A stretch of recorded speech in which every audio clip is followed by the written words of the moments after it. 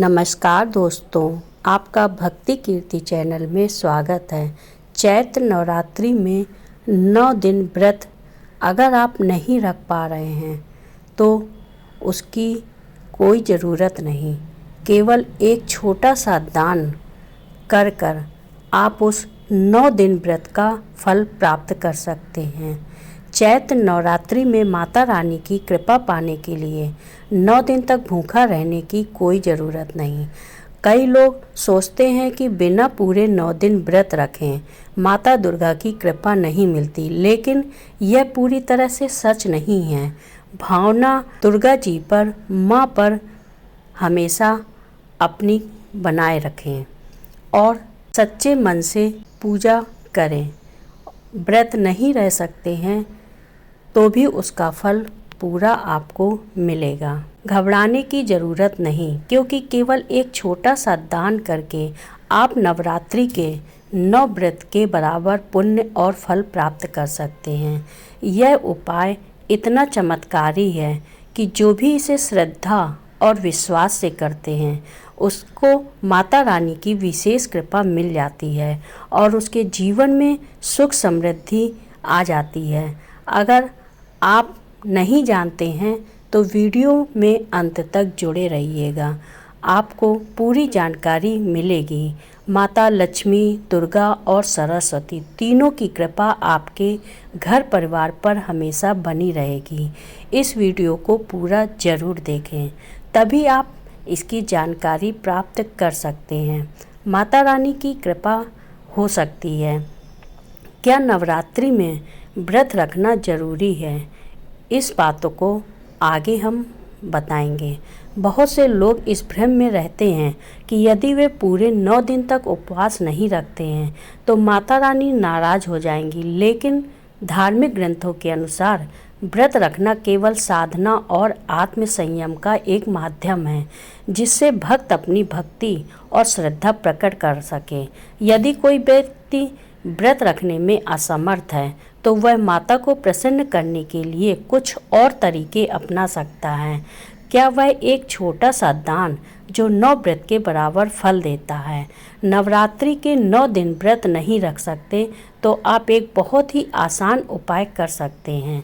दान धर्म शास्त्रों में कहा गया है कि यदि आप नवरात्रि के दौरान किसी ज़रूरतमंद को भोजन, वस्त्र या अन्न का दान करते हैं तो आपको 9 व्रत के बराबर पुण्य प्राप्त होता है। स्कंद पुराण और देवी भागवत में भी बताया गया है कि जो भक्त नवरात्रि में उपवास नहीं कर सकते वे यदि किसी भूखे को भोजन कराते हैं या किसी गरीब को वस्त्र दान करते हैं तो माता रानी स्वयं उसे 9 व्रत के बराबर फल प्रदान करती हैं। दान के कुछ सरल और प्रभावशाली उपाय। अन्नदान। नवरात्रि के दौरान अन्नदान का विशेष महत्व होता है। यदि आप व्रत नहीं रख सकते तो किसी भूखे व्यक्ति को भोजन कराना माता रानी की भक्ति का सबसे उत्तम तरीका है। अन्नदान करने से जीवन में आने वाली धन और भोजन की कमी दूर होती है। गरीबों, ज़रूरतमंदों या भिक्षुओं को भोजन कराएं। अनाथालय या वृद्धाश्रम में जाकर भोजन दान करें। किसी मंदिर में अन्न दान करें जिससे ज़्यादा से ज़्यादा लोग प्रसाद ग्रहण कर सकें। गुड़, चावल, आटा, दाल, शक्कर आदि का दान करें। यह बहुत शुभ माना जाता है। वस्त्र का दान। धार्मिक शास्त्रों के अनुसार नवरात्रि में वस्त्र दान करने से व्यक्ति के जीवन से दरिद्रता समाप्त होती है और माता लक्ष्मी की कृपा प्राप्त होती है। खासतौर पर लाल, पीले या सफ़ेद वस्त्रों का दान करना अत्यधिक शुभ माना जाता है। गरीबों को नए या अच्छे वस्त्र दें। छोटे बच्चों को गर्म कपड़े दान करें जिससे उनके जीवन में सुख समृद्धि बनी रहे। किसी वृद्धा आश्रम में बुजुर्गों को कंबल या शॉल दें। अगर संभव हो तो किसी कन्या को सुहाग सामग्री, चूड़ियाँ, बिंदी, साड़ी आदि भेंट करें। गौ सेवा से भी माता रानी की कृपा बनी रहती है। गौ माता की सेवा करने से सभी देवी देवताओं की कृपा प्राप्त होती है, विशेष रूप से माता लक्ष्मी और माता दुर्गा। शास्त्रों में कहा गया है कि गौ माता की सेवा करने से पितृ दोष, काल सर्प दोष और कुंडली के कई ग्रह दोष भी शांत हो जाते हैं। गौ माता को हरा चारा, गुड़, आटा और केला खिलाएं। गौशाला में जाकर गौओं की सेवा करें। हो सके तो किसी ज़रूरतमंद गौशाला को दान दें। प्रतिदिन घर के भोजन में से पहली रोटी गौ माता के लिए निकालें। कन्या पूजन और कन्या का भोजन। नवरात्रि में कन्या पूजन का विशेष महत्व होता है। कन्याओं को माँ दुर्गा का ही स्वरूप माना जाता है। जब आप कन्याओं को भोजन कराते हैं, वस्त्र या दक्षिणा देते हैं तो माता रानी अति प्रसन्न होती हैं और आपकी सभी मनोकामनाएं पूरी करती हैं।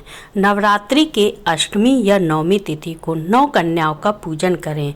उन्हें अपने घर बुलाकर भोजन कराएं और उन्हें प्रसाद दें। कन्याओं को फल, मिठाई और नारियल देकर सम्मान दें। भोजन के बाद उन्हें लाल चूड़ियाँ, बिंदी और दक्षिणा दें। इस उपाय से क्या लाभ होगा? माता रानी का आशीर्वाद मिलेगा। दान और सेवा से माता रानी अत्यंत प्रसन्न होती हैं और अपने भक्तों को सुख, समृद्धि और खुशहाली का आशीर्वाद देती हैं। जो भी श्रद्धा भाव से यह उपाय करता है उसे माता रानी की विशेष कृपा प्राप्त होती है और उसके घर में हमेशा सकारात्मक ऊर्जा बनी रहती है।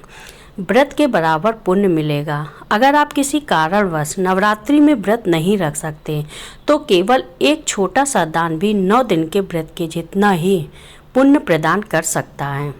शास्त्रों में कहा गया है कि किसी भूखे को भोजन कराना या किसी गरीब की सहायता करना हजारों यज्ञों के बराबर फल देता है।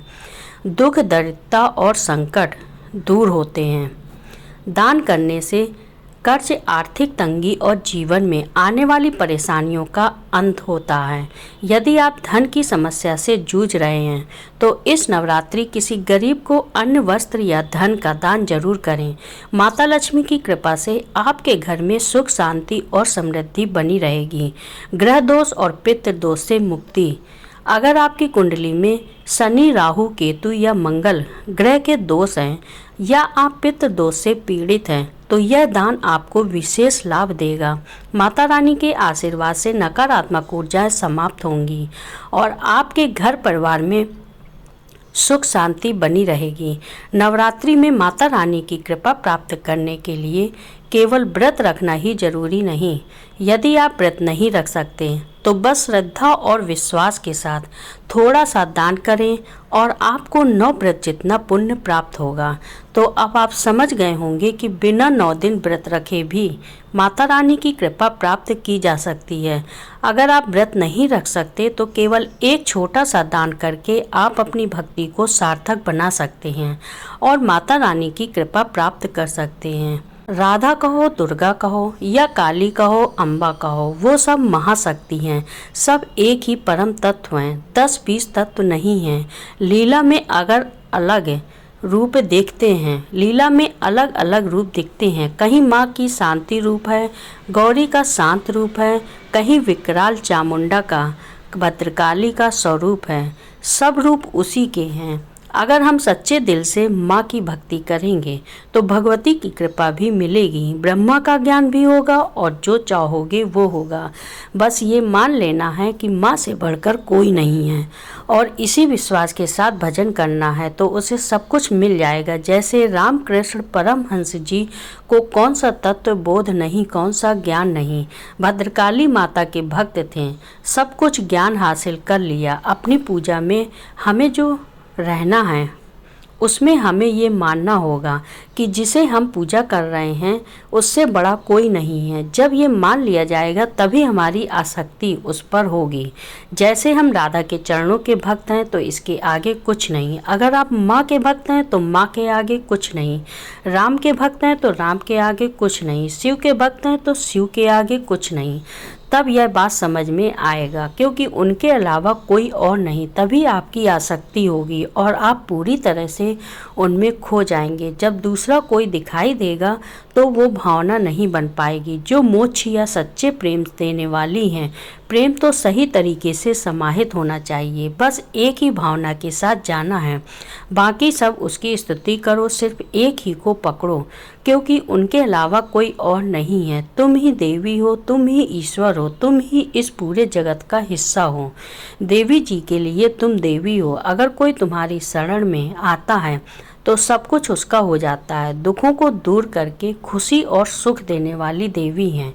जगत की माँ, तुम हम पर खुश रहो, हाँ सब पर दया करो, सत्य सत्य भाव से चलो, उनका नाम लो और दूसरों को खुशी दो। माँ तुम प्रसन्न हो जाओगी। माँ ने हमें ये ज्ञान दिया कि सब एक ही हैं और सब कुछ उसी में है। जब ये ज्ञान उन्होंने दिया तो ये दर्शन भी वो ही करेंगी। इसके लिए हमें लगातार उनका ध्यान करना चाहिए। आलसी बनकर नहीं बैठना, बस दिन रात यही सोचे कि माँ एक बार अपने चरणों से हमें बिठा लें। आपको वीडियो पसंद आया हो तो चैनल को लाइक करें, सब्सक्राइब करें और शेयर करें।